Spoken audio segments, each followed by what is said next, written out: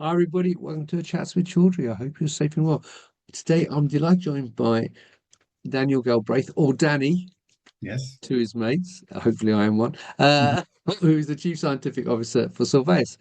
And the reason we are talking is because Solvias will be exhibiting at Bio International, which is in San Diego and running from the 22nd to 25th. So, we're going to do a preview of what you can expect to see and learn if you come and talk to Danny and the team in San Diego. So, first of all, Danny, how are you? I'm doing really well, thank you. Looking forward to California. Well, I'm sure you are. Although, off camera, you did say to me the sun is shining in Glasgow today, so that's at least good. Yep, yep. That's something positive today to look forward to. Good, I'm glad to hear it. But look, um, before we talk about bio, for people not familiar with Solvay's, who are you and what do you do? Okay. So Solvias is a company that's been around for 25 years. We're a contract testing company, and what that means is we can take a drug that wants to go into clinical trial.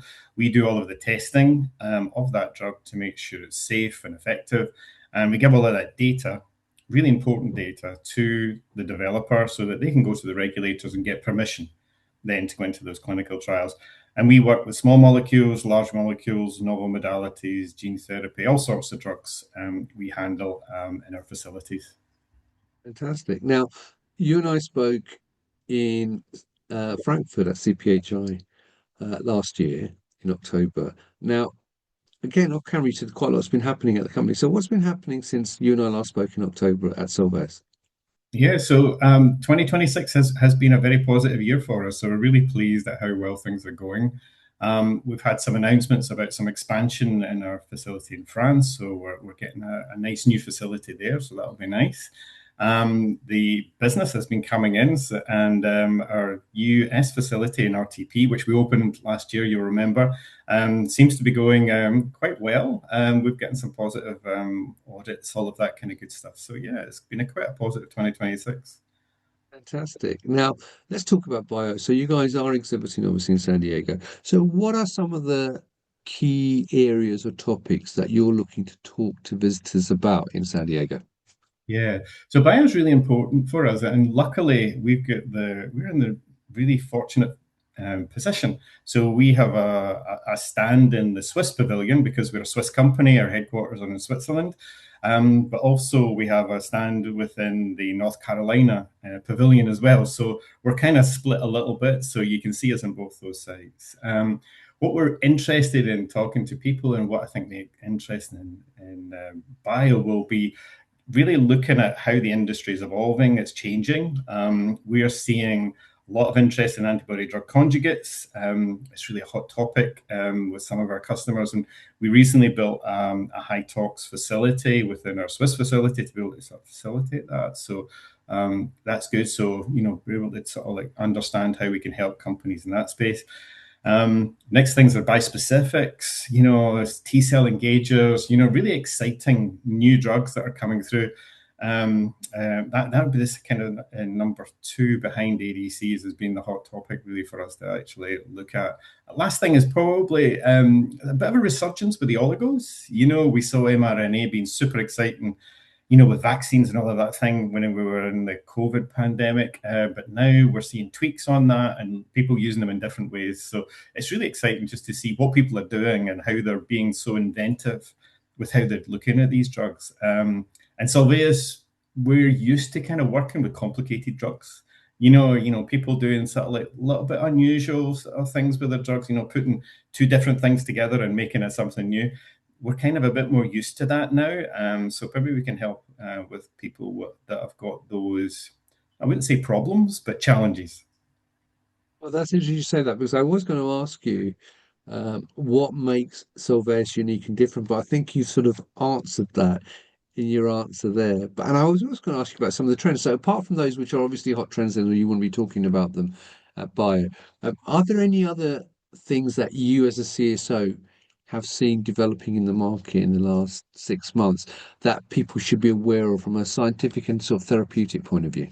Yeah, these trends are sort of like, sometimes we see things that just on the edge that don't quite make it. And you know, the idea of like omics, you know, the transcriptomics and all of those type of analytics that go around understanding at a molecular level what's going on within a cell. I think we're about to see that starting to become a reality within what we do. You know, so people are sort of like, rather than actually just looking at the molecule you're making, they're looking into that mechanism, what the cell does to make the molecule. So I think, you know, we really need to understand that to be able to understand the molecule. So that's probably going to come through. The other thing as well, AI and machine learning, you know, you can't step away from that. You really cannot. And we're now starting to see some data that's coming through that says if you use AI, you're a lot more certain your drug will get through clinical trials than if you do not. So now the data's coming through, it's validating the AI works. We're going to see sort of more and more people actually just saying, have we checked it? Have we checked with AI that this is the right thing to do? Before we spend all of this money, are we going to check it? So I think we'll start seeing more of that coming through. It's been hinted at in previous bios, but I think now we're starting to see it come through. That's an interesting point. I mean, as a CSO, obviously data is king for you to justify everything that you guys do. So, I mean, let me just ask you a very open, honest question. You know, as a CSO, what's the right word I'm going? How much have you trusted AI data in the past, and what has, if you become more not pro AI but more trustful of AI, what has helped you to convince you to change your mindset? Yeah, so I think you're absolutely right. I think not all AI is the same. Absolutely, you know, and you really need to be very careful about what you trust, and that's absolutely true. Um, you know, I think everyone is now familiar with AI, and some people are very positive, and some people have seen the drawbacks in AI. So you have to go into it with your eyes open, obviously. But I think there are some, you know, when you look at the data set that people are working with when it comes to drug discovery, when you look at the data set, the more powerful the data set you've got, the more powerful the AI. So I think you need to look at the DNA, if you want to say, within the AI, if I can't use too many of those acronyms, before you can go ahead and certainly do that. So what's convinced me is the data set that people are using for that drug discovery space to be able to do that interpretation and then go on. And of course, there's always a feedback loop. You know, are you using the data you get to feedback and actually make it more useful? So I think that's where, you know, you have to do your homework, make sure the data set is, you know, ticks the box, and then go on. And then at the end of the day, there is still a risk. And I think that's something in the pharma industry we need to get comfortable with. All of these whistles and bells that we can put into something with AI still has a risk associated with it. We need to be comfortable with that and understanding that. So I think that's you know, there's a positive, but you know, let's be realistic. Nothing is for certain in this world, you know. Thanks for sharing that. But I mean, I've just been to a one-day conference which was dominated by obviously pharma companies incorporating AI machine learning, but also the cooperation that needs to be done between IE and the scientists to make sure they're working hand in glove, if you like, to get the right information out there to make it useful for all parties concerned as well.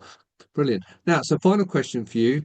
People have watched this and said, "Oh, well, that's quite interesting." But why should, if you're attending Bion in a couple of weeks, why should they be coming to talk to you and Danny at the Solvias booth? Well, it'd be really kind if they did. So, so I think what Solvius offers is that we have a very comprehensive analytical testing package, you know, and we have that both in Europe, in Switzerland, and in France, and we have it in the United States as well. So if you want someone that can handle your samples globally, and we're there. So clinical trials either side of the Atlantic, we can handle all of that stuff. We have very, very up-to-date analytical equipment. Costs us a lot of money to stay up to date, and we do spend it, and we spend it wisely, I think, on the right things. And the last thing, and probably the most important thing, is the people. You know, we're all scientists. We want to work together. We want to be very collaborative with that. And I think the team in Solvius is very collaborative. They get excited about the science the same way that you get excited about the science. And I think that's a very good position to be in. We don't see this as turning the handle. We see it as, you know, taking a drug to market and as a collaborative partner. with that. So I think if you're looking for that type of environment, type of person to work with, come and talk to us at Solvias.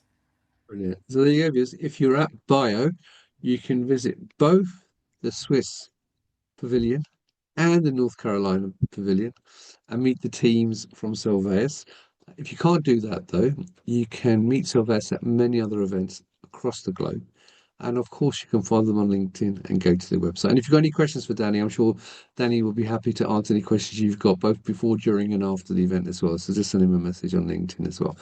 Danny, it's good to see you. I hope you enjoy Scotland's travels in the United States. We kick off on the weekend, so I hope you have a lovely time and have a great time in Bio as well. And viewers, thank you for watching. Until next time, as always, stay well and stay safe. Bye bye.